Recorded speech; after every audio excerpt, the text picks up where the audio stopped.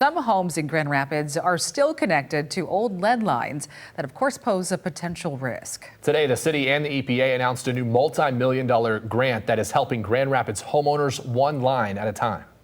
I just want to cry because I'm so glad this is being taken care of. For 9 years, Paige Beek and her family have lived in this home on Elliott Street. We thought when we purchased the home that it was replaced, so we never thought there was a concern for anything for our kiddo. But they later discovered that was not the case. We literally got a letter in the mail from the city of Grand Rapids saying, we think that you might have a lead connection. Please follow these steps and let us know if you meet these parameters. And we did. For years, taking precautions while worried about her daughter. We've always had a Brita filter in our fridge. So all our drinking water has been filtered, but not necessarily our cooking water. But I know from her pediatrician checkups that she's still healthy and her brain's good. On Wednesday, her home finally getting new copper lines. But the science has been clear for decades.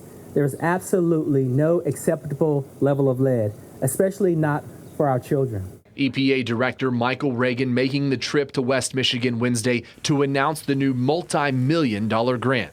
And this administration has committed to removing 100% of the lead service lines as quickly as possible so that everyone in this country can turn on their tap water, pour a glass, and feel confident that it's safe to drink their water.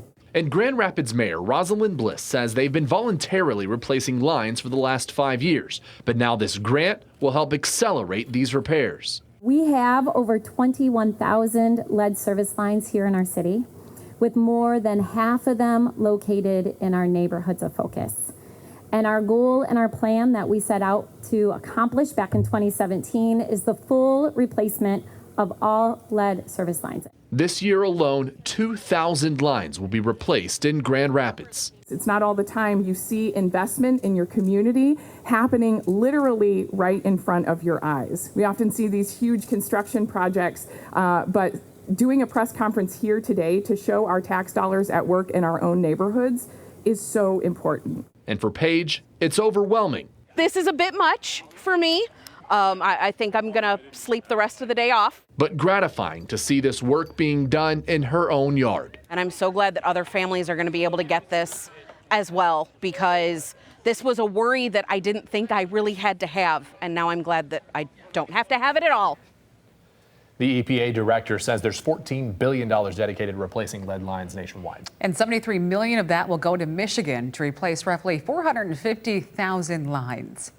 When it comes to lead exposure, the CDC says it can harm a child's health and also cause well-documented adverse effects like damage to the brain and nervous system, slowed growth and development, learning and behavior problems, and hearing and speech issues. Although lead in blood represents only a portion of the total amount of lead present in the body, the CDC says the blood lead test is the best way to assess a person's exposure.